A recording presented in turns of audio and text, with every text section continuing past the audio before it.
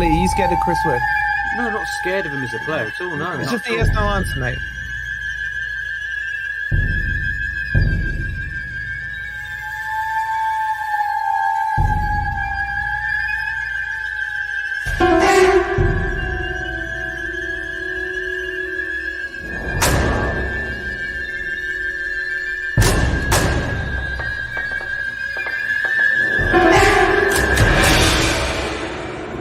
He's scared. He said that. Not scared. Let's just clarify. Let's just clarify.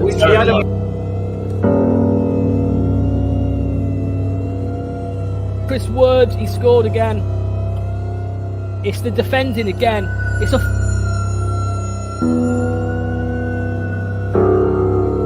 Problem is, now at half time, they're going to have to hear Steve Cooper talk.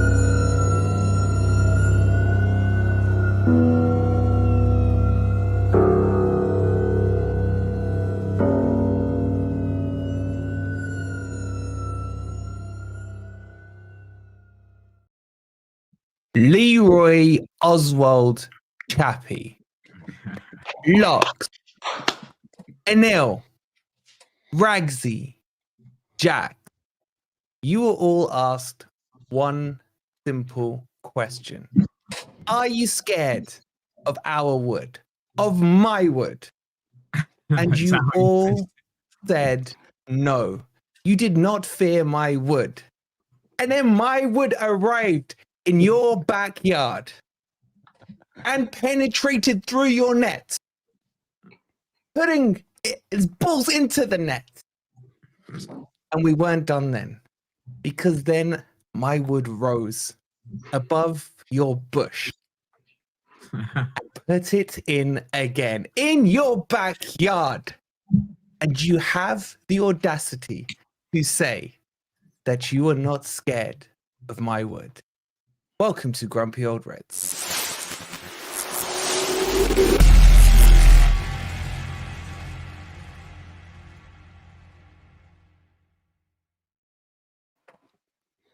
Had to get off my chest. Welcome everyone to Grumpy Old Reds. Hope you're doing well. Oh, Chappie. That's your middle name, mate. That's your middle name. You walk like him after that wood you've had. So, yeah. Sorry we're late, but we are here now. I hope you guys in the chat are doing well. As always, make sure you hit the like button. Make sure you subscribe, because we've got some cooking to do tonight. I haven't even had dinner. That's how much. Just up, Lee, man. But he did. He penetrated that net. Rose above Sideshow Bob. Hold that L. How you guys doing? He must have been excited when they came from behind, but then we penetrated again and we were fine. Tumbleweed. That's a tumbleweed. Hey, that's not a tumbleweed. That was funny, mate. It wasn't bad. I think any joke tonight will be good. And shout out to my boy Rich getting the win over the stinky Spurs, man. Good to see. Yeah, and wait, who scored? Don't tell me Nketiah scored. No, he was on the bench. I was just pointing that out. Who did they play? I forgot. He came on as a sub. Mateta scored. Oh, I take it he didn't score. Even then, everyone get your hellos in. His feces not fast. That's Mark. Absolutely. They had a crap defense built on feces. Everything sounds funny. Is Crypto's washing machine fixed? Half fixed. Say hi, Crypto. Yeah, I mean the shirts. Whoa, that's loud. Is it too loud? Let me turn it down. Loud. Is that better? Yeah. I was just so excited by the comment about my washing machine. No, the shirts still aren't out. I wanna get the Wood shirt out, but I don't want him to be injured for the rest of the season. You're gonna get your wood out. Put it away. Why does Ant? What's with Ant's? Yeah, are you for Ezra's internet, Ant?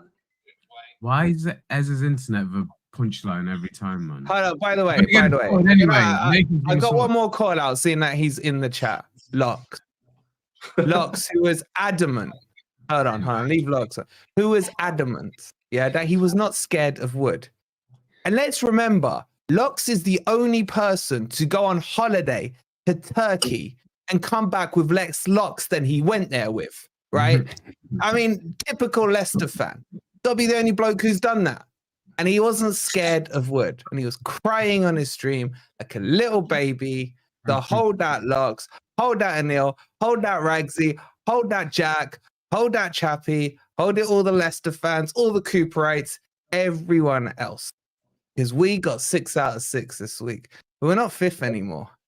Kind of been a bad weekend, boys. It's been a bad weekend. But, before we get started, it's going to be my birthday. I'm going to be 23. Yay. And we're going to host a live podcast, little party atmosphere thing in Nottingham 2 days after my birthday on the 20th. We're going to pay for it. It's completely free entry. If you look in the chat, if you look in the chat now, there's a linked pin there. It will just print you out a free ticket because we need to know how many of you are coming. So go grab your tickets. It will be at not Gala, man. What's it called now, Wes? Mango. Huh? Grosvenor. Grosvenor. I'm living in the 2000s here. Down Maid Marian Way, starting 7 p.m. Probably going You on have to to be over 18 though. You must be over You have 18. to be over 18. And if you're lucky enough to look under 25, then just bring some ID with you. I'm sure you're used to it. Yeah, you don't need to be a member or anything, but you can come. If you buy your tickets, I've seen it, Jetster. I've seen your ticket already. I'll shout out anyone who grabs their tickets now. So check your diaries, bring your partners, whatever. We're gonna have some fun, and there's most likely gonna be a real special guest coming as well. Yeah. We We're were like Can I- 99% sorted. 99%. Can I ask you a sorted. favour as well? Don't get a ticket unless you intend coming, because on our last event, even though people paid, about 40 didn't turn up, and that's kind of a lot. Yeah, and we're catering for who's coming, so kind of that as well. come if you can. It is slightly limited. sure. So you guys have got to make sure you register, and please do turn up if you are registered to come. And it is an evening event, so it'll be about 7 o'clock, I think, kickoff. 7 o'clock kickoff. Grosvenor Casino on Maid Marian Way in Nottingham. And you must be over 18. And if you do look under 25, as Ant said, please bring your ID with you. But other than that, I got my ID. Locks, of course you can come, mate. And don't forget your ID. And as a bus pass these days. So grab them there. I thought you said you were older than that, Wolfie. Mate, I was like, 2021 when I started the channel. I'm turning 23. Life moves on. Moves on.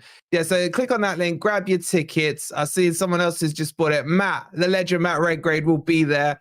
Thank you so much, Matt. We'll see you on the night. And Ez will be bringing me a cake. And if you can't, make sure you bring your wood with you. You have to. How'd you get the ticket? Just click on the link that's pinned. It's completely free. We're paying for it. So grab your tickets. We just want to have a fun night with you guys. Say thank you, really. Our treat. Just to clarify, someone in the chat, you don't need to be a member of Grosvenor Casino to attend. God, can Just we turn turn up. him down? Crypto, you sound like Brian Blessed there. You're really, really loud. You are really loud. Yeah. Let me tell you. How's that? Gordon's alive. Gordon's alive. So for those who know the venue, it's not in the casino floor. It's on the right-hand side. We'll have our own section over there. Bar area. Yeah. Yeah. Amazing. I'm over 25, so never mind the age. Okay. So if you want to grab those tickets, Jordan, just click on the link that's pinned into the chat. I'll put it on the community post as well. You are correct, Dan. You are correct. By the way, Laurie, was that you who bought the ticket with the really posh name? That sounded like your name. No, it's a friend of mine. Okay. Yeah, I was gonna say it sounded posh. Okay, let's get into the celebration though, because Forest beat Leicester City. Was that frozen again? It looks like he was. Matt, what is with his S connection, man? All right, let's kick it off with you, Rob. What are you saying, mate? 3-1. Cristiano Wadini, Ryan Yates, he was brilliant, I thought. But what was your general take on the game? Well, I mean, I look at it as part of an important week. The games were very close together. You yourself said it was a season-defining week. Correct. And it couldn't have gone better, really. We got the first home win, broke that duck, which was really important. But more importantly, on Friday night, I said we had to be ruthless. We had to put away Leicester, and we did. And to be honest, the score could have been much more in our favour. Easily. I think we were lenient towards the end. I can't believe some of the delusion there where they were thinking they were going to win that game. They are a championship side, essentially with a championship manager. All respect to him. That's clear. But wait, hold on, Rob. So wait, Well, someone's coming yeah, up exactly. here. Someone's Backtrack. coming up. If I owned the team, I would probably just stick with him until the end of the season, come what may. Even if we go down. Even if we went down, yes. I see. So you prepared for this. Well, I was going to say, did we have to ruin it all by being so rude about Steve Cooper? Because I think that was somewhat unnecessary. Oh, come on. It was rude, man. I'm not just talking about Crypto's comments on his. Let me just respond now. You've said that. Yeah, the clip on Twitter was specifically clipped after what the guy said, which was what my joke was in response to, right? And it was nothing to do with his family members. I don't even know if he's got a wife. It was literally a joke. The guy said something about, getting his leg over Forest, and I made a joke about it, and it was just clipped out of context. So I don't know. It was clearly a joke. If that offends you, then who are we explaining it to? The guys who are going to clip this show? Is that who we're explaining? Yeah, it I'm to? going to clip this now. Who cares? I don't care. It wasn't offensive. In the interest of I balance, think it's a bit harsh to say. Who gives a shit? Hang on a sec. Who gives a shit? But yeah, What are we talking about? have you gone on Saeed's channel and heard what he's calling Ten Hag? Have you heard what most Man U fans are calling Ten Hag? Right, Mate, and people are have you heard about, what Leicester fans are calling Cooper? Can I come back joke on this? That wasn't offensive, and B wasn't even related to anybody. There was absolutely. Yeah, let's not give this What's happened to this world Right. we live in? There was. Can I come back on this? What do people think we call each other? There was no. Honestly, we don't take it seriously because we know it's a joke. There was no insults meant towards Cooper's.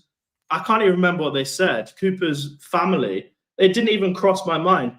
The clip was clipped out of context. It was in response to something that was said that wasn't shown on the clip, and people have taken it out of context. And Ant's frozen again. That's that, Crypto. Rob was more on about the atmosphere in the stadium, I assume, and the fans chanting. No, I think that was quite funny. I think that was the perfect thing to Mr. do. Selective. So what are you upset about? So what are you upset about? I'm not, right. That is a straw man. I didn't say I was upset. I just feel that we've been. I watched all of your content this week, and I just feel that it was a bit relentlessly anti-Cooper. You'd think that the guy was some kind of criminal rather than the guy that took us off the bottom of the Championship and into the Premier League. Rob, let me respond. Wait, Rob, who are we playing this week? Palace and Leicester. Okay, who did we play Friday? Leicester. Okay, who's their manager? Steve Cooper. Did you want him to do well on Friday? No, but I personally for that day. Right, you've asked me a question. I personally bear Steve Cooper no ill will. I think now that he probably will keep Leicester up this season. Personally, I don't feel this rivalry with Leicester at all. I honestly couldn't give a toss about Leicester. To me, they're just another team, like a Brighton or a Bournemouth or whatever. This rivalry honestly feels very one way from their side. Personally speaking, there's 4 teams that I hate: Liverpool, Derby, Argentina, and Scotland. I couldn't give a shit about Leicester. So if they want to get all worked up about it, then fine. But quite honestly, when they won the title, I was happy for them. It was one in the eye for the Big Six. So, I've no ill will to Cooper. No ill will to Cooper. Hold on, there's an echo. Hold on. It's me. I should be right now. Let me respond to you on that, because I don't know if you watched the preview with the Leicester fans, but there was also another bit in that show where I specifically said, we thank Cooper for everything he's done. getting us up to the Premier League was brilliant. They didn't decide to clip that bit. They clipped the bit that they wanted. What are you talking about? This? What are you talking about this? Hang on. What's this obsession with Steve Cooper? He's not a Forest manager anymore. I don't give a shit about it. I thank him from the bottom of my heart for what he did for our club. Absolutely. We'll always say be that more often then. I don't care. Throw their own insults. They don't like a joke, but to come back, they throw their own insults. Just for context, can we just say, I remember back, all managerial careers end in failure, right? I remember back. No, they don't. I remember back to Dave Bassett, right? He won the second division with us, but then we got absolutely mullered in the Premier League. But that's because we'd sold Campbell and Van Hooijdonk was on strike. It doesn't mean that Dave Bassett was the goalkeeper. Doesn't mean that Harry Bassett was a shit manager and we talk trash about him. I look back on him in the same way Frank Clark was sacked. He's still a legendary Forest manager because he got us promoted. Absolute straw man. Not all managers career ends in. Cooper is still a legendary manager. Talk about Cooper in this way. And by the way, it's you guys. He's living rent free in your head. This is what I don't get. This is why I don't get your angle on this one, because that wasn't what we were talking about anyway. That was an aspect of it, but like you said, for us, there is no rivalry with Leicester, so we had to kind of create some sort of thing. And the thing behind this game is the Cooper derby. Exactly. That was it. But we weren't slagging for a few misguided snowflakes. Go on to other channels. Listen when their teams are struggling. Listen to what they say about their managers. We are mild. Trust me, we are mild. I don't think that was our angle. I don't think that's my point. I don't think the Ghost has been laid to rest. The Ghost has been laid to rest. I want to talk about the game. Yeah, I agree with Carl. Ghost has been laid to rest. We won the derby. Rob's that Cooper in attitude, hasn't he? All right, stop. Leicester are going to sack Steve Cooper. I'll tell you that now. They won't. Okay. They won't. They'll keep. Well, they'll have to stay up. Anyway, let's talk about the game. Hang on. No. I'm talking money. 50 quid, Rob. 50 quid by the end of the season. Leicester sack Steve Cooper. 50 quid. I'm not prepared to waste more money on that. He agrees. All right, let's get back to the game. Let's get back to the game. Who wants to go next? I forgot what was said already. Rob with his freaking agenda. Rob, talk through the game though. Yeah, Rob, you didn't say anything about the game. You just went straight to your Cooper FC. All three goals were fantastic. I'm really pleased for Ryan Yates. I think he's playing the best football of his career at the moment. Yep, and you know, Dominguez as well. The funny thing is, considering we were on our last choice midfielders, they're doing pretty well, aren't they? I mean, Chris Wood. I just wanted to make a point about Chris Wood. A lot of people going, "Oh, he's 32. He's 32." Yes. That first goal that he scored, you don't score that if you're 22. You score it at 32 because he's got those extra 10 years of experience. He didn't even look at the goal.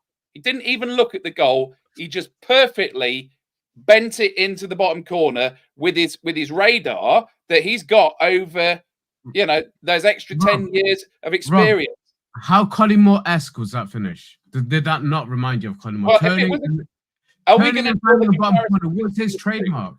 Are we going to draw the comparisons between the two? Because I think that the finish. He's leveled him on the goal scoring ranks. He's leveled him on the goal scoring ranks, which none of us would have predicted that, surely. Two very different players, but that was it was. I guess you could say it was a Collymore-esque finish, definitely. Although Collymore would have probably done it from further out after having beaten three players. So they've. I mean, it would be interesting sometime to compare the two, to make the comparison, because they both have different strengths and weaknesses. You know, Collymore was very different. All we did was just win the ball and give it to him, and he did the rest, right? Whereas Chris Wood, he goes missing for a large part of the match, and then just pops up and scores one goal from one chance. Two very, very different players, but still both absolute legends. And just before I bring you in, Ez, let me just catch up with some super chats. And this comment has to come up. Laurie says, "It says wearing his red shirt tonight to hide his blushes when he chats to." Can I just say that was cringe? That was Oh, it was seriously so cringe. Thanks. It was cringe for me. Thank you. And go closer to your That's mic. making it worse. I did feel sorry for you. I did feel very sorry for Jess. I felt sorry for Jess, mate. She finally spoke to Ez, and the disappointment she must have had, man. Drew with the 199. Thank you so much. Greeting from Norfolk, Virginia. Extend wood. He says, I can see the wood jokes coming in the chat. Thank you so much, Drew, for the 199. And Noah, who we got to chat to, he goes with the 199. He says, "What's up, guys? Ez is defo still blushing and is hot." Do you mean hot under the collar or hot, Noah? Thank you so much for the 199, bud. Okay, so let's bring Ez's thoughts in here. I want to ask you specifically about Ryan Yates. I mean, was that his best game of the season? Yeah. Well, I mean, he's getting better. Closer to the mic a little, bro. A little closer. Sorry. I'll bring the mic closer to me. Yeah, I mean, it's what Rob's just said there. He does get better and better. One of the things I've said about crypto, about Yates all the time, is that he does step up that level. It takes him a while. He knows what his level is. He knows what his limitations are, should I say. But he's been solid, and he has been. It was almost a man of a match performance from him on Friday, and he really was a key role. Won free kicks for us in key areas. He stopped giving away these sloppy free kicks in and around the penalty area as much, and I don't know if you guys have all noticed that, and that's got to go in his credit as well. And that finish was top notch. The only downside is the one he skied from a couple of yards out, but thankfully by that stage we're already 3-1 up. But he's getting better and better, and I've got to say that was a captain's performance from him on Friday, and he was proud. He did us proud, and I don't know if anyone saw the post-match he did with Martin O'Neill. Martin O'Neill was beaming like he was his dad, after he was talking about giving him his debut and all that. So really proud of him, and I'm really proud of how much he's come through as well. So we're relying on him at the moment because we haven't got Sangare there. But I've got to say, he's nailing down his place at the moment. I wouldn't be replacing him with anyone else in the squad right now.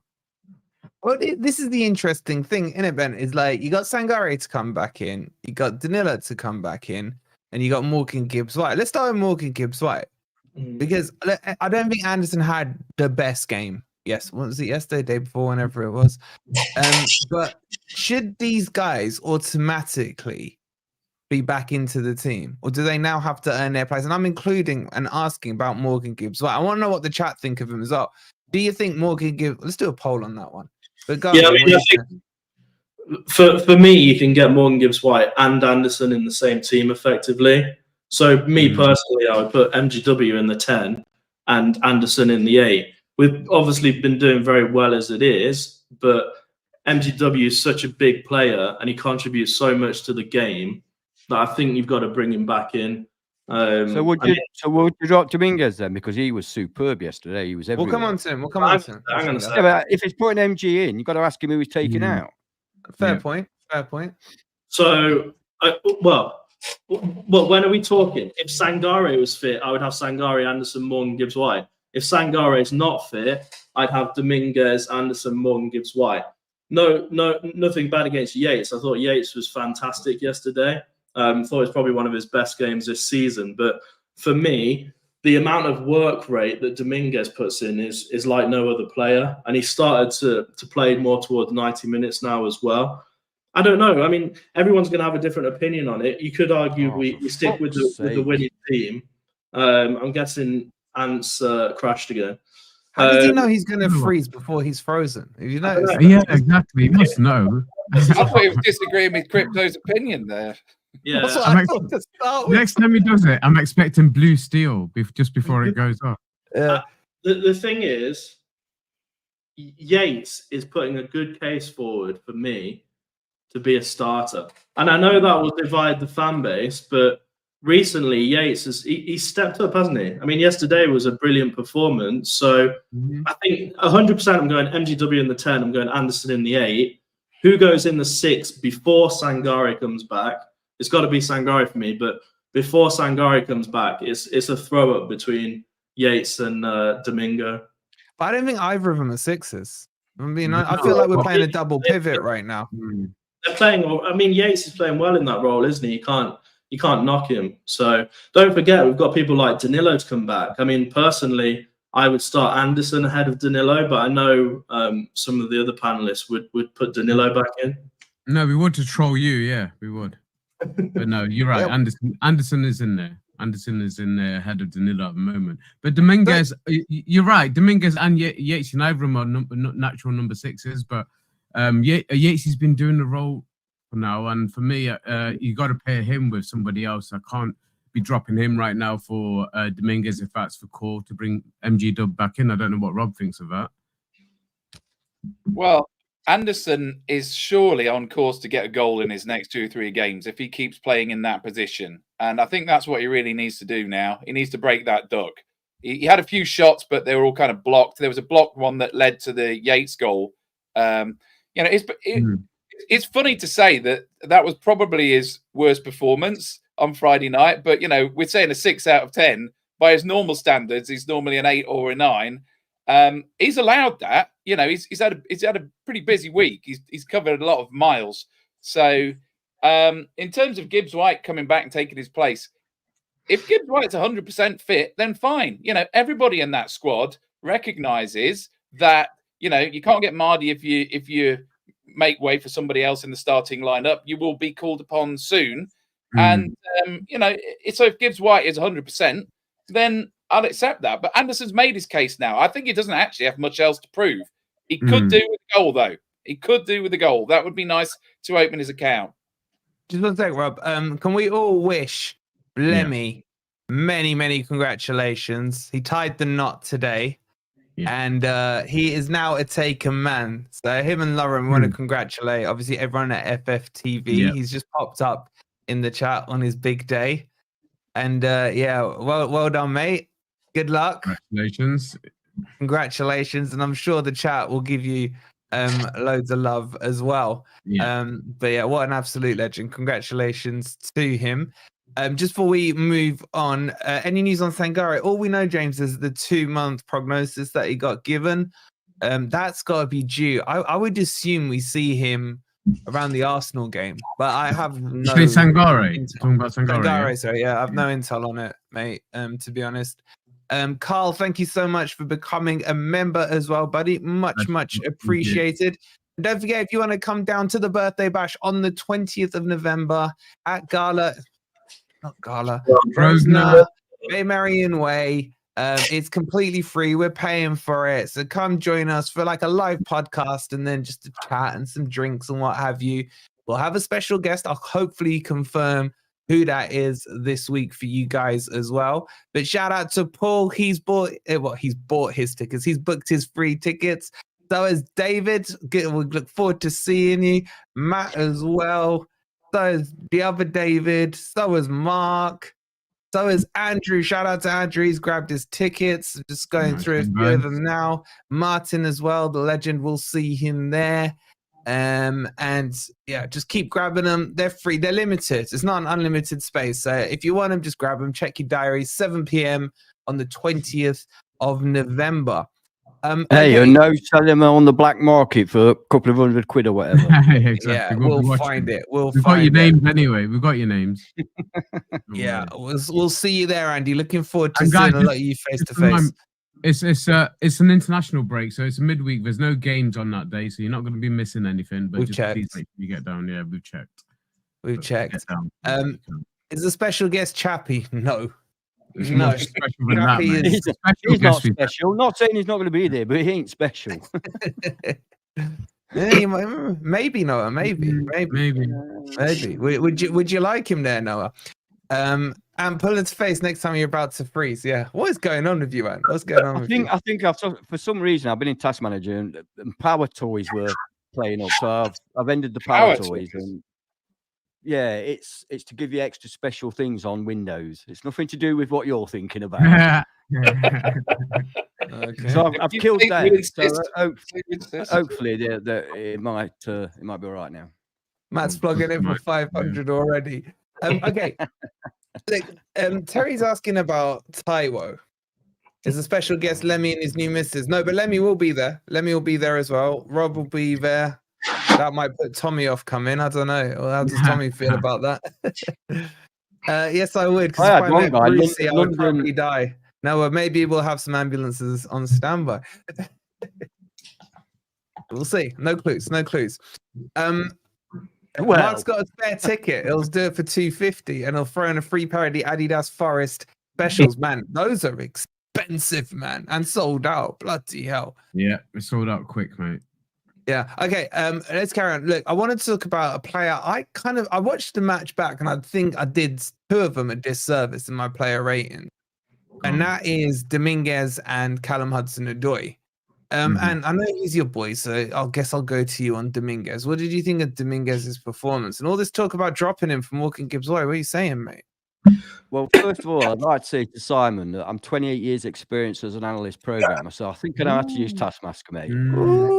Shots fired. Shots fired. This is a shots fired stream. Not Taskmaster. See, sit down. Yeah, and by the way, as Simon was telling you, that Serbia's not in the Eastern Bloc in the comments yesterday. So okay, whatever. It's such a Simon comment. Go on. Yeah, I thought Dominguez was superb yesterday. We all know what he can do. He can run, and he never lets up. He pressures. And I thought he did a great job yesterday. In a game against a team like Leicester, that's kind of what you want. You don't necessarily need fancied hands. You need somebody to get stuck in, get the ball, and pass it to somebody. And that's pretty much what he did. I thought he was superb. You know, when we say MGW straight back in, I'm tempted, but then I worry about who we're leaving out. Maybe I would play MGW, Anderson, and Dominguez. So you drop Yates. Interesting. Yeah, although Yates was probably my man of the match yesterday. So we've got good players. This is the great thing. We've got good players. You know, we're thinking, oh, should it be him? Should it be him? You know, it's like Morato. Morato's a superb defender, not let a goal in yet, and he looks solid. You think, yeah, he should be our central defender, but then we've got 2 brilliant central defenders already. It's difficult. We're building up a real proper Premier League squad for the first time since we've been back. And I think for once, Ant, you do make a good point. Like when you look back to yesteryear, like the season we came up, and maybe last season as well. When we were talking about making changes, we were talking about it because players were shit. Let's be straight here, like we always are. Yeah.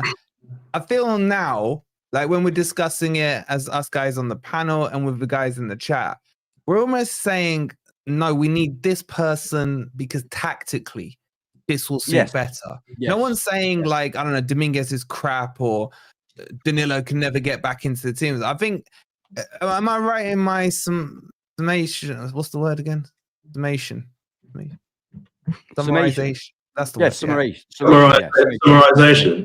Summation, isn't it? Summary. It's summation. Can we move on? Is that kind of what you're alluding to, and in what you're saying of, okay, maybe I'd drop Yates, not because he's crap, but because I think Dominguez might suit West Ham better or something. What have I been banging on about? This is no longer a team game; it's a squad game, and our squad is becoming really strong. So when I look at you know, if I'm deciding who I'm going to play first 11 for a game, I don't just look at that first 11. I look at, well, later on in the game, who tactically can we move in there? And that's what we have now. You know, so that's great. What more can I say? Sorry, one second. Why is that London dude saying you were in Sainsbury's? What are you going on about? He said that he wasn't coming to do if I was going to be there. So don't come then. Have a poll, me or London dude about it. I mean, it'll be a long trip up from London, but anyway. Can I just respond to something quickly from Matty before it disappears? He's saying that the FPL is saying Wood's injured for next week. Wood in his interview after the game on Friday said that someone basically trod on his foot, and then it should be fine. It was just somebody trod on his foot, so that's why. All the time, doesn't it? Happens all the time. He should be fine for next week. Let me consult my ITK. No problem. What? No problem. We're going to be fine. Okay. Can you remember? Can you remember? Not so very long ago when we were all poo-pooing our panties because we thought Tyrone might be injured. Oh my God, we've got to bring Chris Wood in. Can you remember those days? It seems so long ago. Is Tyrone How on wrong the, were is we? Tyrone on the How agenda? wrong were we? Yeah. Yep. Hold our hands up. We were wrong. But we'll come on to Tyro. But Rob, what are you saying to Callum Hudson-Odoi? Did he play better the second time when I watched him, or was I right the first time? He had a lot more freedom on Friday night. I think he had a lot more space to do his thing. It's just he didn't go outside at all. He kept going inside. Unlucky not to get a goal. He did a lovely cracking shot from about 25 yards out as well that drew a good save. I'd say he had a good game. And on the other side, don't mean to change the subject, but I think Elanga showed some signs. Let's put it that way. But you know, on Hudson-Odoi, we've seen teams double or triple up on him, and I just think that Leicester they weren't marking him tightly enough, and he could have had a couple of goals. Yeah. So I think he was good. He was good. I thought he was really Did you good. not rate him highly the first time? I think the only thing when I first watched it, I thought to myself, he's kind of trying to cut in too much and force the angles. But he's still so much joy. It was getting so much joy doing that. He was beating them at. Yeah, I know, but you then expect him to score. I think I expected him to score, I guess. And then when I watched it back, I saw he was tracking back. They doubled up on Fat Who, as I call him now. And then there was a couple times when we broke that he did take his man on and skill him. I think I probably, if I'm being hypercritical, I would have liked to seen him go outside more. Hell. He disagrees. I mean, it's not that critical, Ant. Oh, he's frozen. Blue skill. But yeah, I think watching it back, I was like, you know what? He's probably got a shout for man of the match as well because he was pretty good. But I know what you're saying on Elanga. There were signs, but are we just looking for the signs? Well, so I don't mean to change the subject again, but on Elanga, he's improving to me, and I actually wasn't that excited by what Jota did while he was on the pitch, considering how good he was against Palace. I feel like he's dropped off a bit, and Elanga was okay. So that one's a bit more muddy for me now in terms of who would start against West Ham. Yeah, but you can't just keep flip-flopping, Rob. Yeah, well, Crypto, have you changed your mind on it? Because I agree. I don't think Jota was great when he came on, and he did have a couple of chances where, again, opportunities. You know what I would love to see, and this is a side note, I would love to see Forest practicing 3 against 1s when we're the 3, because we managed to fuck up these chances so often when we've got the overload. The decision-making is really poor, but we had a couple of chances like that towards the end of the game again. And Jota had one where he should have really played it back into the middle. I don't think he was great coming on. But Crypto, what do you think? Are you bothered about Elanga starting the next game, or would you still want to swap him out? Let's do a poll on it. Let's see if anyone else is flip-flopping as well. By the way, 55. Well, interestingly enough, on the MGW question, 55 would take him straight back in. 45 would bench him. Wow, I'm surprised at that. I'm surprised by that. But this is the beauty. This is the beauty of these polls. You guys get to say your say. So wait, okay, let's do Jota Elanga again. It'll be interesting to see what happens. Go on, Crypto. I think from what we've seen of Jota is pretty good, because don't forget, he's only come on for maybe 10, 15 minutes for most of the matches. So if he's that good in the space of 10 minutes, then he's got to start for me. You got to give him a run of games. We know what Elanga has got, but it's not coming to fruition at the moment. I think it's time to start Jota for me. And I don't know why Nuno doesn't want to. I'm guessing it's something to do with Elanga's pace. But Elanga, to be fair, the other match, he did start to use his pace a bit more and take people on. But in more recent matches, he's not been taking people on either. So I actually prefer it the other way around. I think Elanga's good as a super sub. When their defence are tiring, when there's 20 minutes left, that's when I would have Elanga on the pitch. I think Jota is a more skillful player. And the way he keeps the ball, and he's really strong for how small he is. I mean, he's barely taller than Ez, and he's very strong. Apparently, I'm super loud. Let me turn it down a bit. Yeah, it's got to be Jota for me. I think he deserves a chance, 100%. I kind of agree with what you're saying. Like, I still, for me, the difference between Elanga and say Jesse Lingard. I hated Lingard. With Elanga, I quite like him. I like this little bonds they have with Callum Hudson-Odoi and Aina. This is my only concern, that they have got that bond off the pitch, but I'm not seeing that connection on the pitch with Aina. I would expect the amount of games they've played together that we would have seen a bit more of that, and we don't see it. We don't see the 1-2. We don't see the overlap. Also, I'm not seeing it on the pitch with Elanga putting crosses onto Chris Wood's head. That should be happening a lot more. That should be the bread and butter. And I just feel he's doing them low. Most of his crosses are low, Rob. Exactly. Yes. Yeah. I mean, I just think Elanga on a tiring defense may work better. Yeah. And he should Justin. He's not. He normally plays right back for them. Well, don't you think we've clearly seen what the model is over the last 2 games, which is to start with the 4-5-1 or the 4-2-3-1, and then to play out to close the game with the 3-4-3. So you're starting with Hudson-Odoi and Elanga, and then Jota and Sousa are the closers, if you like, either side of either Wood or Awoniyi in the 3-4-3. I think it's worked perfectly. Those I would say perfectly. It's that we should have finished some of those chances in the final 10-15 minutes against Leicester.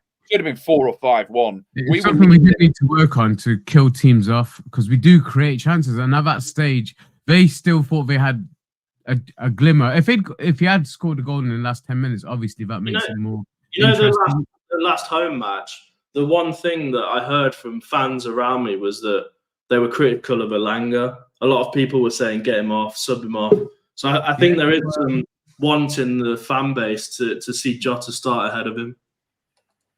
Yeah, I don't know. I don't think it's a negative. Look, I'm not saying Elanga had a stinker.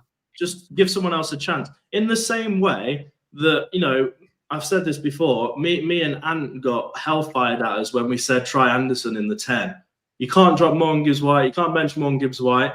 No, stop over-exaggerating everything. There's always a debate, but nobody shot you down or anything like that. We've seen it now, haven't we? But we're talking about Elanga specifically. When you put someone else in that position, until you've done it, you don't know. You can't say Jota's going to be... You can't say Jota's only had 10 minutes either. He got 40, 50 minutes in the last game. Given 2 or 3 games, it can't be an MGW situation where that's Elanga's position, no one touches it. I don't agree with that. No, I don't agree with that either. But what's interesting, just the final bit on Jota, Cat has spoken. Still, that's what I just said. What Ez was saying, Elanga only got 39% of the vote for the West Ham game, and Jota getting 61% of the vote. And is there a little bit, Anne, of they're better when they're not playing? Sometimes. I mean, you know me. Obviously, I think that MGW is a massive influence on our team, no doubt about that. But there are times when he's not playing well, and he's actually giving the ball away more times than he's progressing it. And sometimes you can rest a player just to let him get, a little bit of sidelines and watch the game. And then when he comes back, like before, if you remember before when he got dropped, he came back a world beater. So sometimes a little nudge can help. Going back to what I said earlier, we have a multitude of options in that midfield. And bearing in mind that we've got big missing players from there, and we still have options, it's a great place to be in. Yeah. Sorry, I'm getting distracted here. I was wondering who that was. Shout out to Dan. That was 100% a penalty. 110% a penalty. That was not a penalty. Make sure you're following Dan on TikTok. Poor old Dan, man. Actually, what I hate, man, what must I like Dan though. That's the problem. Yeah, Dan, all I'll say is mind the gap, bro. I'll see you on Tuesday on Loaded Magno now. Sorry, Anne. That's Dan, is it? I didn't realise that was Dan. Yeah. He's on the 12th man as well. Is it? Oh, okay, yeah, I get it. Yeah. Yeah, you're in for it, Dan. I'm afraid you are shit, mate. But anyway, this is about Forest. Let's get back to what we were saying. Sorry, what were we talking about? Because obviously I've been in and out. I've now gone on to Edge. I think that my problem. I looked down Task Manager and Chrome. We're talking about Jota and Elanga. All right, should we move on? We've talked about Elanga. See, I know that Wolfie's got a massive agenda against Elanga. I accept that. I'd be interested to what Dan thought of Elanga. Dan, if you're still in there, what were your thoughts on Elanga at Man U? But go on. No, it doesn't matter what he's like at Man U. I mean, I'm sure Man U have got some good players, but they're not looking at it right now, are they? Because of the way that the team's been run. So you can't look at him. Well, we're a bigger team, mate. I'm sure Dan watched us against Leicester, so let him go on that instead. I thought he was really good in that first half. I'll be honest with you. He was putting plenty of crosses in. He was worrying their defence all the time. In fact, Callum Hudson-Odoi was a little quiet in that first half. It was Elanga that all the balls were going out to him, and he was beating his man and causing them problems. Now, granted, we all know his problem is that he's got a fairly low IQ when it comes to football, and his passing and his crossing and his shooting decisions are not always the best. We know that, but that doesn't mean he can't be a danger. Now, Jota, I think, is a totally different. I don't know why we're even comparing Jota and Elanga. Jota's a totally different kind of player, and I really like him. I really like Jota. We're playing West Ham, aren't we? On West Ham, by the way, are absolutely shit. Well, come on to West Ham. You're doing crypto. Yeah, sorry about that. No, I thought you might ask who I would rather play in that position. So I was going to say. Yeah, I did. Are you going to get to the answer? Yeah. Against West Ham, I would play Elanga for the first. Run his socks off, really do his business, and then bring on Jota. Because don't forget, most of the time, we are seeing Jota come on when the play is slower and the players are fatigued. Yeah. So we have to bear that in mind. We've seen a lot of players that are brilliant at coming on as subs, and they don't always produce it when you start them. So we need to be a bit wary about chucking him straight in and expecting him to be like that for 90 minutes, because he'll be against fresher players then. And more alert players. So I think we're okay. Starting Elanga, letting him do his bit, and then bring on Jota later, I think is an ideal situation for us to have. He's saying something that's also just an agreement, No, I don't know whether you don't throw him again then for a second. No, I just as went and then went silent, like he had a vision of Jess. I don't know what the next subject is, but I think we need to spend some time talking about what we've spoken about closers, but we need to speak about Morata and Williams when they come on, and what that does to our team, because I think we've skipped over it on the last few shows, and they've been impeccable when they both come on. Let's unskip, mate. I'm more than happy to talk about Morata and Williams. I would chuck in there as well. Yeah. Well, I mentioned about Nico. I mean, physically, he's definitely bulked up, and you can see that on the pitch. He's not been pushed off a ball. I'd like to see him more in a defensive situation, because obviously that's the one. Maybe the one question mark still over him, but as he's been coming on the left side predominantly on each occasion, he's been really impressive, and he's also been an attacking threat as well, and he's been almost leading the attacks, especially when he's got Jota and Sosa up there with him. He seems to be the one taking charge, but really impressed with him, impressed with his attitude as well, because obviously he's struggling to get a start at the moment, but he comes off the bench and he gives 100%, and he's with all the lads. And this is one of the things we've kind of discussed about the backroom staff and the atmosphere behind the scenes. It seems really good. But touch on Morata, I mentioned in the last show, I think there's no doubt he's a starter in at least half the teams in the Premier League, and we've got him coming off a bench. And again, every time he comes on, he just looks solid, and he looks more and more impressive with every game. So, I mean, he's been kept out by, as we've discussed, probably the best centre-back pairing in the Premier League. But, he's a key player. By the way, as Arsenal conceded another 2 today, just for the record. For the record. Yeah. The best it wasn't that, but they had neither of the central defenders in, so you've got to be fair, mate. I don't care. We conceded 0 to Liverpool. And we were away. For the record. Anyway. So we've got some real quality coming off the bench, and Nuno's using them in games where we are having to. I think we're already 2-1 up by that stage when he bought them 2-1. 3-1. That was at 3-1. Were we already at 3-1 when he bought the two clubs on? Okay. But they're sealing out the games, and I think you've mentioned Morata hasn't seen us concede a goal in open play yet. Well, in any game, that he's come on to. So really impressed by that and the depth that we've got, and just how solid we look. I don't fear us conceding late goals when them two come on. Rob, when you look at should mention Sosa, by the way, because he looks a nippy little player as well. All right, one at a time. Rob, when you see these two players come on, Do you almost feel like the ref should just blow the whistle? Yeah, well, I've never understood people that leave early, especially with the price of a ticket. But quite honestly, when I see Morato come on now, it's basically game over. I might nip out, try and get up those bloody steps onto Lady Bay Bridge without having to wait there 15 minutes. I gotta say, Rob, you get out the stadium first because you stand against the wall. Against the wall. That's an unfair comment. So no, I mean seriously, much has been said of the fact that we haven't conceded while he's been on the pitch. I think he's a fantastic closer. He seems to be calm, good in the air. So if you do face a run of late corners or whatever, we're just sort of soaking it up. Andy put a really good through ball into somebody, and I can't remember who it was. It might have been to Nico or to Sosa, but he did one really good through ball, which again we didn't capitalise on. Williams seems to be doing well on the left, as we've pointed out. He's right. or on either side, but he seems comfortable on either side. I like it when he's got three central defenders behind him, and you can get the most out of his attacking ability because late on in the game he's a difference maker, definitely. So both of them are part of that closing 3-4-3, and Williams can slot in on either side. So really positive on those two.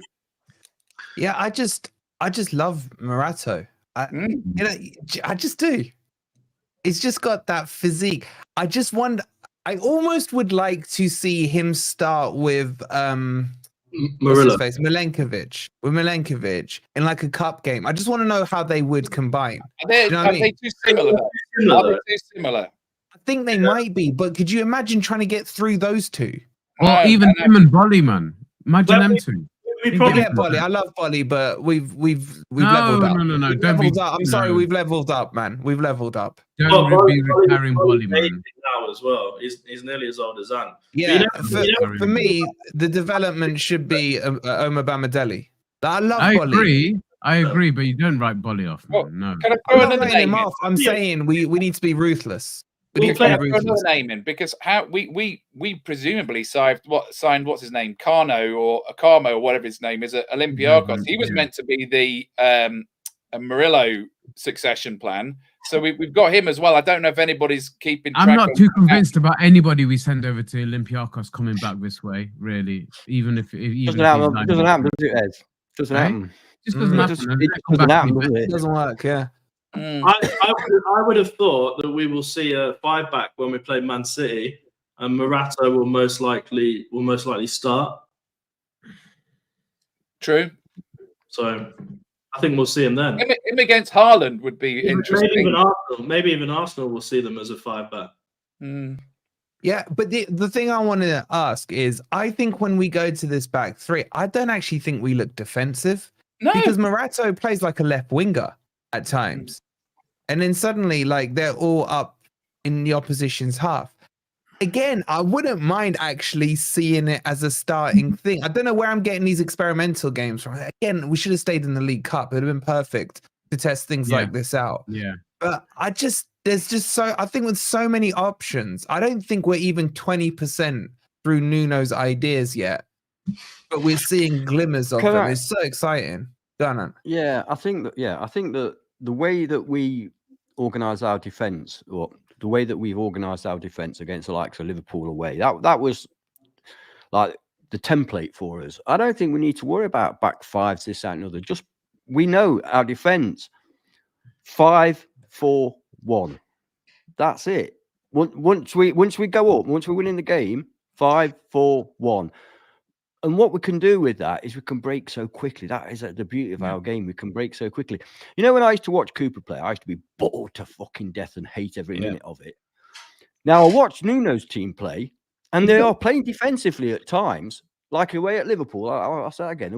We are playing defensive, but I'm never bored because I always know that there's that chance. If we get the ball, we're so quick through midfield, in attack, boom.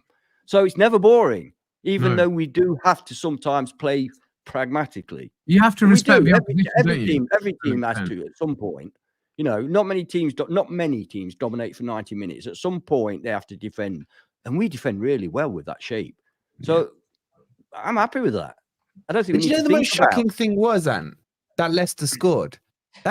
It's a weird feeling. It was. No, do you know what I mean? It's a weird feeling. We went 1-0 up. I was like, okay, that's probably going to be the end result now. I was shocked when Grandad got in between Eminem. You know what I mean? It's like that was the weirdest point of the game for me that they actually it's so scored. nice. You know when there's a corner or free kick coming in, hey, kick back, no worry. You know, I mean, compared with previous seasons, it's that's what's making me start to think that we're a proper football team now, because we don't shit ourselves every time we have a corner against or a free kick. Yeah. You know, that's 9 games, and we haven't. Sorry, that's 9 games, and we haven't conceded a set piece, corner goal or set piece goal. We're top of the table, mate. We've gone from bottom of the table to top of the table. And that's Nuno in the backroom stuff and Milenkovic for me. Yeah. But what I will say on a negative, Crypto, finishing isn't great, is it? I mean, Elliot Anderson on the follow-up, was it from Callum Hudson-Oddoi's post, I think? Bit of an open goal there. He should be putting that away. Yates missed his chance, although he's got a cracking goal. Yeah.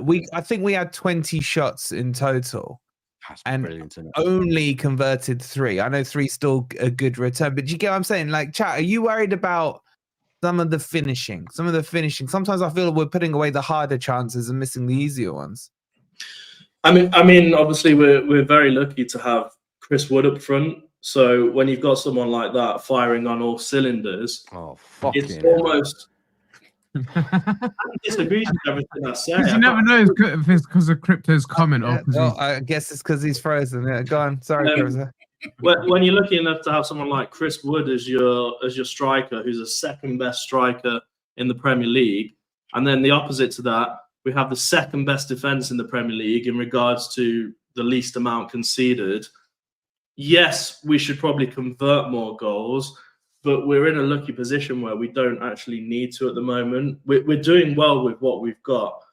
My worry is if someone like Chris Wood gets injured, because then goals will be a problem to us. If you take Chris Wood out of every match we've played, we're bottom of the table nearly. Yeah, I don't buy that rhetoric, man. I'm sorry. I don't, because then how do you know whoever came in wouldn't score the goals? If you put Taiwo for Chris Wood, I don't think we win all these matches. Yeah, but that's hypothetical. My point is, should we not be expecting goals from other players in the team? Yeah. We should be expecting goals from other players, but we don't need to rely on them 100% at the moment because we're doing well without them. I understand your point. No, you can contradict your own point. Yeah, I get it. You can say, Anderson, Alanga, they should be scoring more goals. I mean, Yates should have put that second chance in yesterday where he skied it over the bar.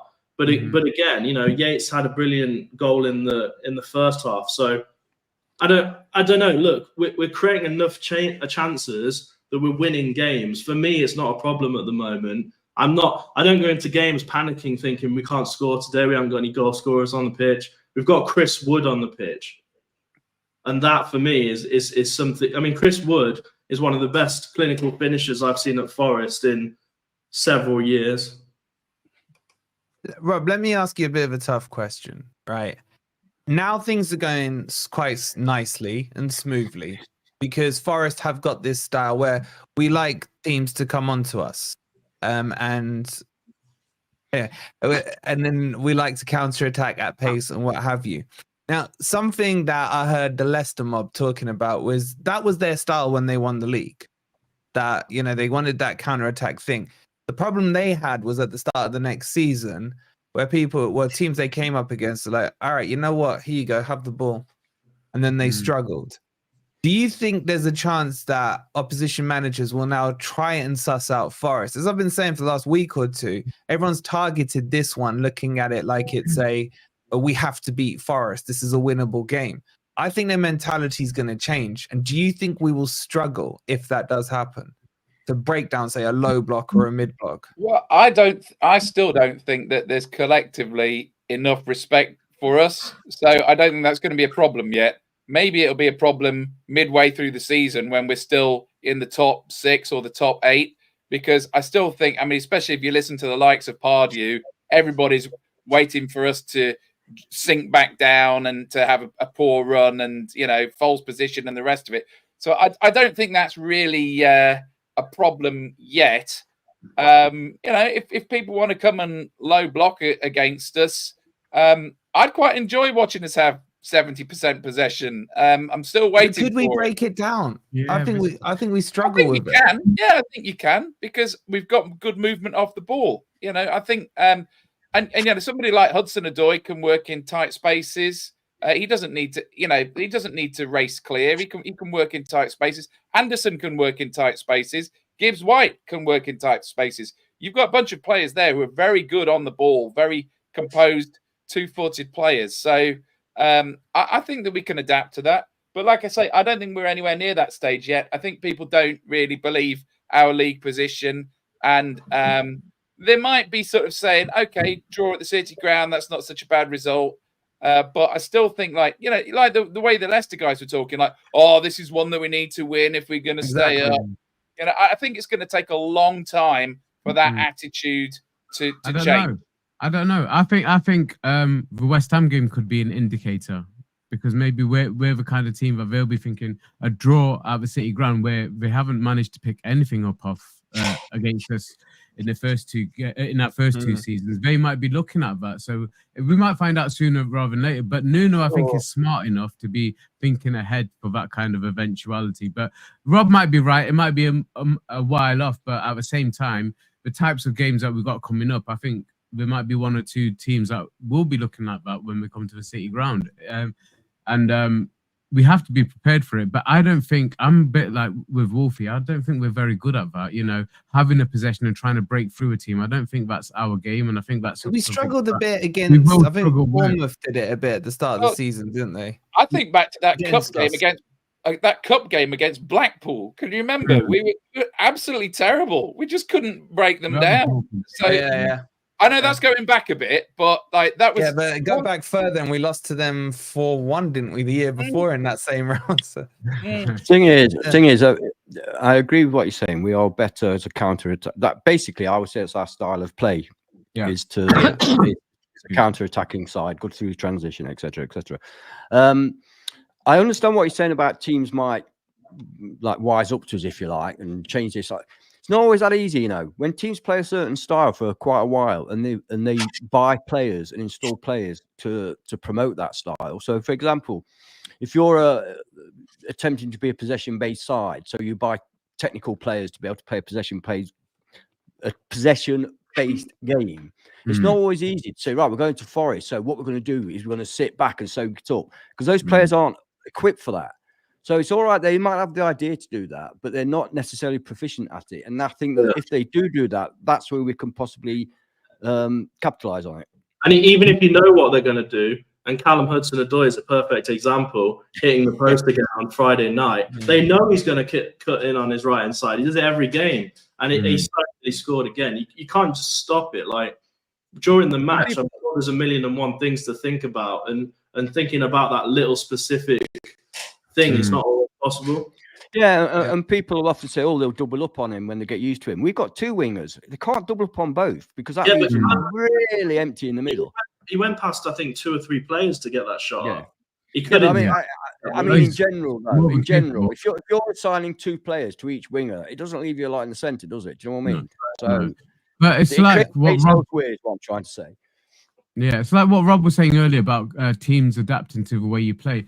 I'm being nostalgic again because Collymore keeps coming up in my mind, but I'm going back to the Collymore days. We were low block as you like, because all we did was get the ball and pass it to Collymore and let him do it, and he could pick it up on a halfway line and run the penalty box. Own penalty box, he could do it. Even in his own penalty box. But looking back on it, weren't we a really low block team in those days? Nah, I didn't feel like it. I didn't feel like it because we had games where we were expansive. Like as a kid, I'm not going to be able to analyze a game like we can. I'm allegedly as well, but football has changed, so teams aren't as organised then as they are now. So it was, you didn't really have low block teams as such. Yeah, but most teams were 4-4-2. Most teams were 4-4-2 back 4-1-1 because we always had Roy was playing always behind. Roy was like behind. A 10. Yeah, and then you bought Lars Verheenen, and it just got me thinking anyway because of obviously. I love that team so much. Do I have to bring Archie Gemma into it? How far back we go? Shout out Jess with the 9 months. Thank you so much to Hey, the lovely Jess. And then let's Top of move the on morning. to what Not happy with Noah's saying here. Thank you for the 199, bud. How many points we getting out of West Ham and Newcastle? So these are going to be the last 2 games. For those of you unaware, there's another international break. Then oh man, another international break. But luckily for you guys, we're going to have my birthday bash during that international break, Wednesday the 20th. We're paying for it to say thank you to you guys. So if you can make it, come down to Grosvenor Casino, not Gala, on Maid Marian Way. Just grab the tickets. The tickets are there so we can tell them how many of you are coming down. They're free to do. So click on the link that's pinned in the comments.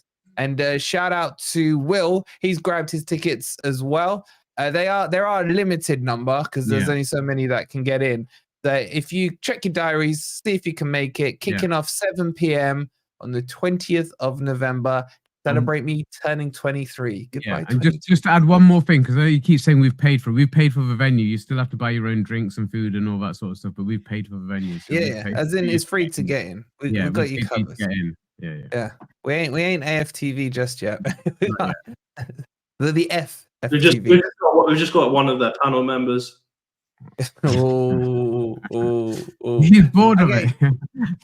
So, I know, Jess, you'll come in the week after, aren't you? Ez is heartbroken. So grab your tickets there. Let's look ahead to this West Ham game then, and we can kind of just skirt over the Newcastle stuff. So I said 6 points out of this week would be, season defining. Nuno's delivered.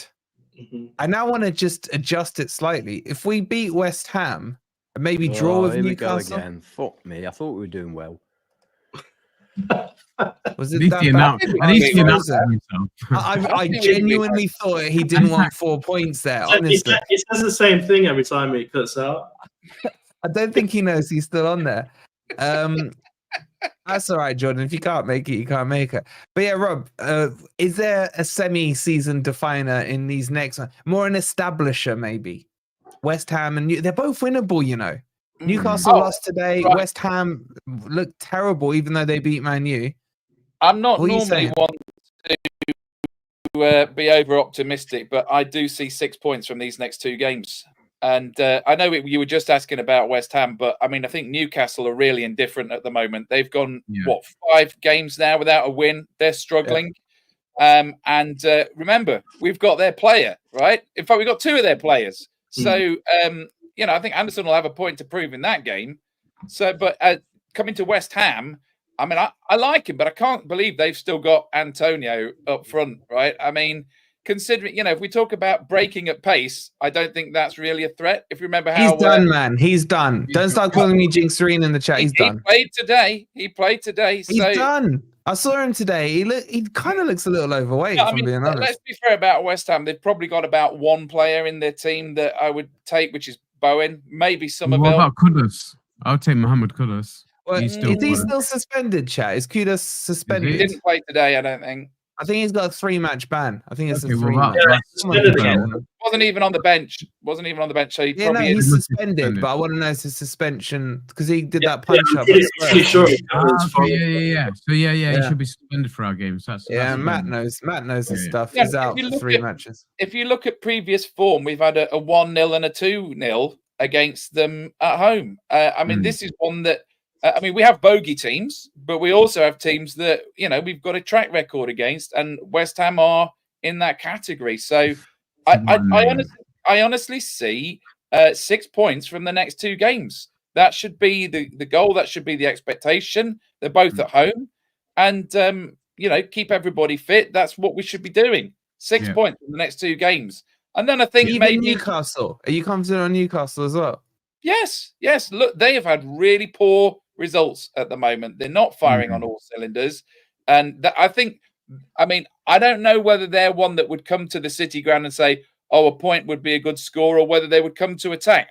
They won here last season, so presumably they're going to come and set up to attack, which is all the better for us.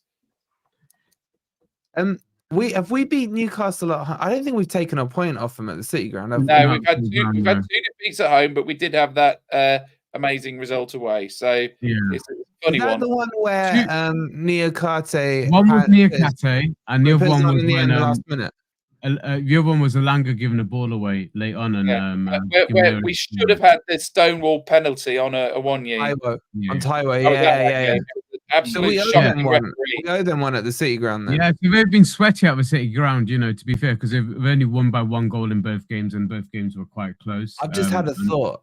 Would it be nice if Elliot Anderson doesn't score against West Ham and gets his first Forest goal against Newcastle? That'd be amazing.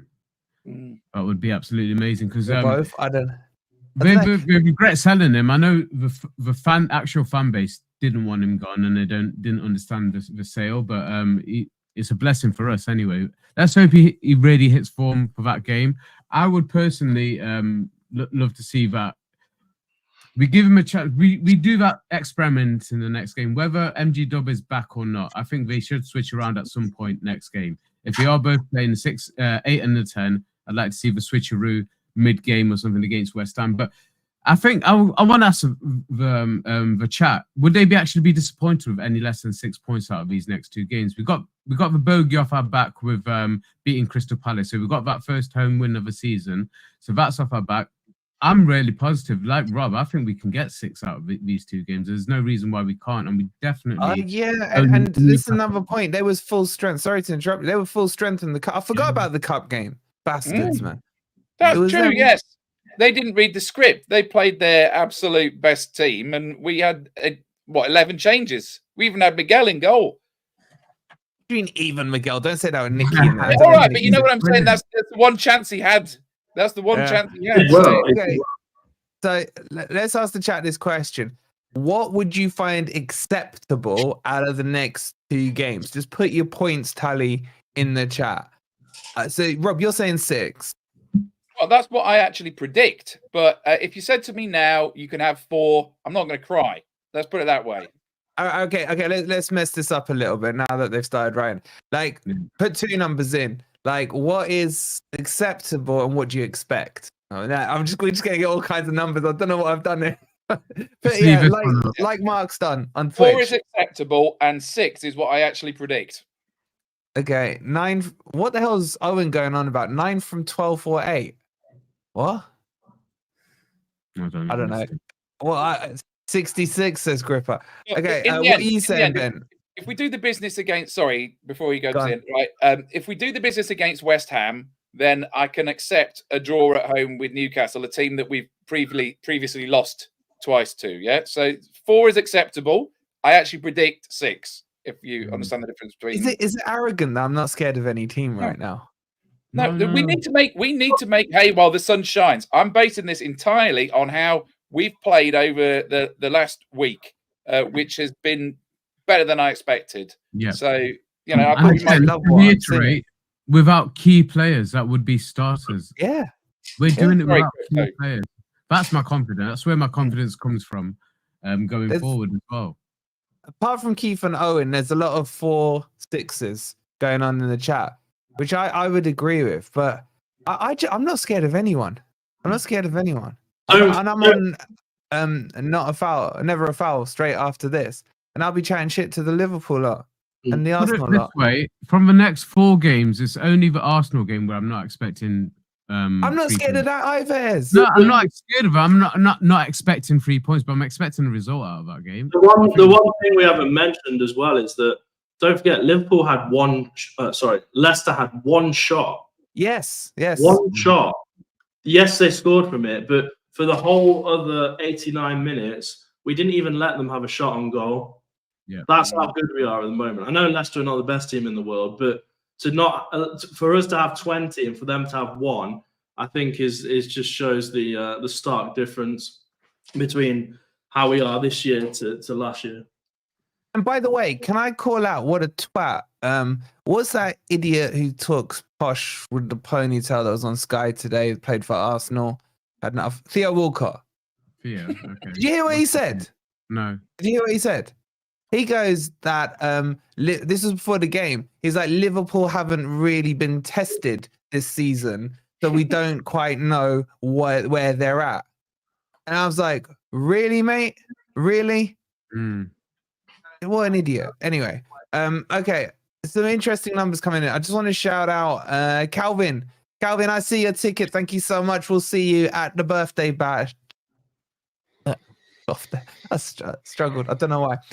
Can we watch Never Foul live? No, it'll be live, so I'll be on straight after this at 9:30. So yeah, tune in to Never a Foul, and I'll be giving them shit. I really don't care. And what are you saying now that you're back? By the way, you're making everyone in the chat laugh because you swear just before you freeze. I don't know how you know you're going to freeze, but what are you saying? Points acceptable and expected and acceptable for the next 2 games. They're both at home. Correct. I think 6. I think it's got to be 6. I think any less than that. And I think I would genuinely be. You know what? I watched West Ham today, and my God, they're shite. I mean, they are really, really bad. You said that before we played them last time at home. Sorry to interrupt you. And you were right. And then we went and beat them. Yeah. So I like that you're saying it. Yeah, that attack of theirs is not going to get through our defense. It's not. And they look a shambles at the back. Lopetegui must be one of the worst managers that there is. I said it when Forest fans were saying, let's get Lopetegui. I was going, no. He is just not cut out for this league at all. He's shown it twice now. He's just not cut out. He hasn't got a clue, basically. And that gives me a lot of confidence. Again, I don't think it... Go on. I was just going to say, shout out to Dave, because when we got Nuno, and we were linked to Lopetegui. By the way, at that stage, I'll hold my hand. I'd have taken anyone. But he was like, do not touch Lopetegui. He's a snake. And he was like, and you will fall in love with Nuno. Give him time. So shout out to Dave. Sorry, Ant. Absolutely. There's nothing to like about Lopetegui. He's a nasty piece of work. His football's rubbish. There's just, and he hasn't got, I don't think he's got the, I mean, to say he's had some massive jobs, you know, he doesn't seem to have a particularly high tactical knowledge. I don't see him changing things to make things better. I don't see what his style of play is meant to be at West Ham. They just look really poor. Of course, kudos to that as well, which is, you know, a little benefit, I think. So we've got nothing to fear from West Ham. I really believe that we should beat them. I would be so disappointed if we don't. I mean, they were dreadful today. Newcastle, they're a funny one because they seem to have good players, but they're not playing well at the moment. They're really Lost not. to Chelsea today. And who loses at Chelsea? I mean, come on. They got rid of their best 2 players, though, didn't they? And gave them to us. They did. But that doesn't alter a style of play, does it? You can, you know, normally see something, and he just looks clueless, if I'm honest. And I think the West Ham fans will probably agree. Mate, Jace's turned on him. I went into Jace's watch along today. He's turned on J-Lo. A lot of them have. A lot of them have. Fucking shit. A lot of them have. So going back to Newcastle, we can beat Newcastle. So I think 6 out of 6. Why not? And are you scared of any team? Arsenal. No, I'm not. No, I'm not. Not even Arsenal. I've got such confidence in the way we play away from home that no, I'm not. When do we play Arsenal? I hope it's soon. It's after the international break. Game. Yeah, away. Yeah. No, so I don't know who will be out for them then, but yeah. No, I'm not scared of Arsenal. I'm not scared of anybody. Like you, I'm not scared of them. I'm not saying we're going to go to Arsenal and win. I'm not saying we're going to go to Arsenal and draw, but I'm not going there like in previous times when you just anything less than 5-0 will be a bonus. You know, I'm not like that. I think we can go there. If you can go to Anfield and win, let's be honest. If you can go to Anfield and win, you can go anywhere. You said that in a bit. You said that in a bit of a sneaky way. You said, "I don't expect us to go to Anfield and win. I don't expect us to go to Anfield and draw. So what you do expect is to go to Anfield and lose." Do you mean Emirates? Sorry, Emirates. Yeah, right. Say it again then, because I don't quite get your point. I think you may have misquoted me. I can't bother to say it again. You messed it up anyway. You completely messed it up, mate. You completely messed it up. Yeah, ChatGPT had a bad moment there. Exactly. Shout out to Luke. Shout out to Luke. He's got his tickets for the birthday bash. If you want your tickets for the birthday bash, click on the link that's pinned 20th of November at Grosvenor Casino. Not in the actual casino floor. It's in the open room to the right of it. Shout out to Noah as well. You really are confusing it, you know. Just go to the casino, you'll find it. Yeah. Don't do what me and Ant did in the same car. That's the members only stream. That's the members only stream. That's the members only stream. Shout out to Noah with the 199. Hate Newcastle fans. Hope we beat them. And Titnall. I like the Newcastle fans. I like them. I quite like the Geordies. I think they're a 74, good mate. bunch. Sorry, 74. I can't get over it. I'm sorry. Yeah, but Yeah, you were the only don't one start him born. off. You're Don't the only start one him off. born. Okay, let's finish Been up with picking this. I Raiders. want man of the matches in the chat. Rob, you had to pick one from no, I keep saying yesterday's match, from Friday's match. Going back to the Leicester game, who's your man of the match? Well, it has to be Wood. It has to be Wood. Just for, I mean, two sublime finishes, actually. Right. I mean, that just the waiting on that header, just the whole, again, he's not even really looking as he's doing it. It's like he's got a perfect radar in his head. I just wish we could sort of network Elanga into it somehow, because Wood always seems to know where everybody is, where the goal is, where the defenders are, where the keeper is, and he's just doing it all in a microsecond. He's probably got the best sort of footballing intelligence that I've seen at the club since probably we're looking at Teddy Sheringham or Clough, Nigel Clough, people like that. Used to be the football big brains. I really think. Anyway, definitely Wood for Friday. Okay. Easy one, but he scored 2 goals, but that killed him off. He did the business. You know what? I don't know what it is. I think it's because I slagged him off so much. But I seem to get extra pleasure now when he scores. When it's when the goal goes in, sometimes not quite sure. You see it's Wood, you think, yes. Yeah, I got a little Wood on Friday. I'm not gonna lie. Yeah, I'm even more excited than I would have been. If it had been coming in as an established superstar goal scorer, it's kind of great. But because he's like, can I add another thing? I feel he owes me. One more thing I feel about he Wood. owes me. Can I make a supplementary point on Wood? You may. What I like about him is his whole sort of demeanor as well, right? Calm. He never seems to get angry. You never see him sort of pushing and shoving. He never seems to sort of foul anybody or hack anybody down. He never seems to badmouth the ref. He's a great example. He leads by example. And his interviews afterwards as well, Rob. Yeah, he's so down to earth. It's unreal. He's just oozing confidence, and that confidence is just sort of rubbing off onto everybody else. I do have one criticism of Wood. I got one criticism of Wood. It's when he runs off to do his celebration, he's quite pacey at that, man. Doesn't yeah, he leaves Elanga for dead, doesn't it? Did you see that? Elanga can catch him, man. I was like, bloody hell, he's got some afterburners on him. And but you can't. I feel Wood owes me a thank you because I made sure Nuno knew that he would fit into the Nuno system. Oh yeah. A lot of revisionism going on here. Really, Rob. Shall I play No, your we did clip say again? that he's got. We can watch. Listen, I always say it's a fool that's not willing to change his mind on the basis of new evidence. Right? Correct. Mm-hmm. Correct. Okay.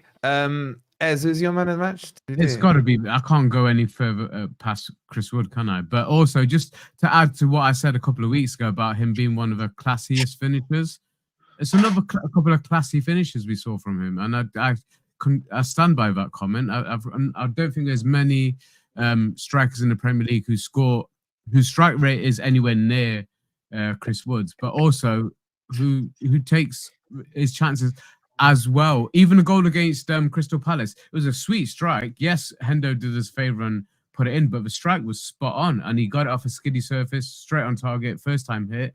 Another classy finish, and we saw 2 classy finishes from him on Friday again. So yeah, he's definitely man of the match for me, and he just seems to be getting better and better by game. Yeah, shout out to Luke. He's just grabbed a ticket as well for the birthday bash. And are you going to say Wood as well? Yeah, well, I think you have to. You know what? That first goal he scored, I think it's, in my experience, it's really unusual the way he did it, because most players that I've seen do that, when they turn and the defender puts himself at that side of him, it often goes through the defender's legs. Woody, he swerved it round the defender by quite some margin as well. He swerved it round the defender to nestle in. It was absolutely wonderful, And then the second goal, I don't think it went in first off. I didn't think either. It didn't look like it should go in. It didn't look like it should go in from that kind of angle. Did he? I feel like he hit it with the outside of his boot, but it curled in. and didn't cut. That's impossible. No. He definitely hit with it. Wait, Wood can do the impossible. Did he hit it with the inside of his boot? He's wrapped around it. He wrapped his foot around it beautifully, hasn't he, Rob? The way the shot around looked, the edge of the like defender. That's my point. Around the side of the defender, which is really unusual because normally they pass it along the ground between the defenders. Anyway, his second goal as well. That was just pure intelligence. He waited. IQ. He waited for that. For him to do that and then move in. Fantastic. Absolutely brilliant. Can I just take another thing that he said in his interview? He actually lied in his interview. He said, "You'll never see me beat 4 men and put it in the corner." Yeah, so, wait a minute, you did that against Newcastle. Have you already? I thought exactly the same thing when he said that. I thought, yes, you can. Show him the video. So he's obviously not big-headed about it, which is good. Let's be honest. He scores every type of goal you can think of. Outside the box, tap-ins, unbelievable headers. Is he on a streak? Is he on a streak? He must be on a streak. Yeah. I know Fulham. What? Yeah. Crypto, who are you saying? Make it quick, so I gotta get on the other stream. I mean, I'll say someone different just because everyone said Wood. I mean, I would have given it to Steve Cooper for his halftime team talk, but I'll go with Yates. I thought Yates yesterday was fantastic. And that goal is what started it all off. So shout out to Yates. He's definitely improving this season, and I think he's a number 1 starter for Nuno as well. Probably first name on the team sheet. Yeah, I fully agree. If you ignore Wood, which you can't, I'd have given it to Yates because he's changing. He's stopping the stupid dive downs, trying to get a free kick.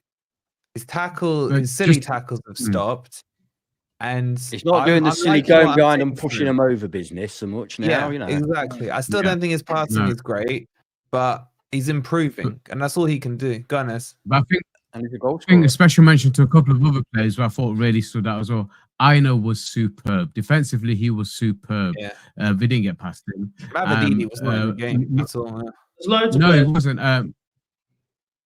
Moreno while he was on, Moreno whilst he was on, he was fantastic as well. But the players that we're bringing on, the 2 closers, and like I said, any other team they'd walk straight into. I'm really impressed by just the way it's working out at the moment. And Nuno definitely got his tactics right. The second half, we scored within 90 seconds of coming out after the break. So he obviously is saying the right things. I like the fact that he's sitting so high in the stadiums and watching the game. Maybe he needs to stay there. We know he's there for 1 more game at least. Let's see how this next game goes. That's 2 wins from when he's been sat in the stand. Did he miss the second goal? Did he? He came out late, didn't he? He was very late back, wasn't he? He was very late. I think he missed the second goal. I want to know what stats Morato's time versus goals conceded is, because it must be like 100 minutes, no goals. He's got to be. You're gonna have to save that for the next stream. I got to shoot off onto never a foul. So if you want to see me cussing down the Liverpool and Arsenal lot, I'll be across on never a foul in literally 30 seconds. We'll have a daily video out. Hit that like button as says. Make sure you're subscribed if you are new. Grab the birthday bash tickets. They're completely free. 20th of November. And we'll see you guys tomorrow. Come on, you Reds. You Reds.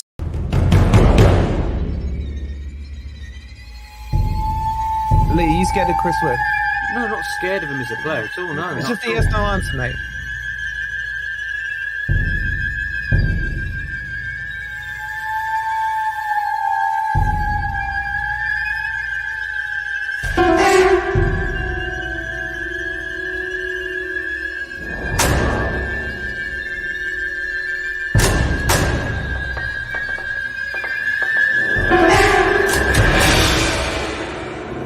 He's scared. He said that. I'm not scared. Let's just clarify.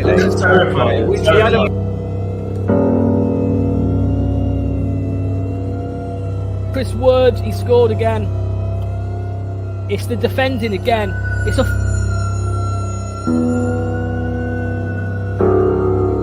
problem is now at half time they're gonna have to hear Steve Cooper talk.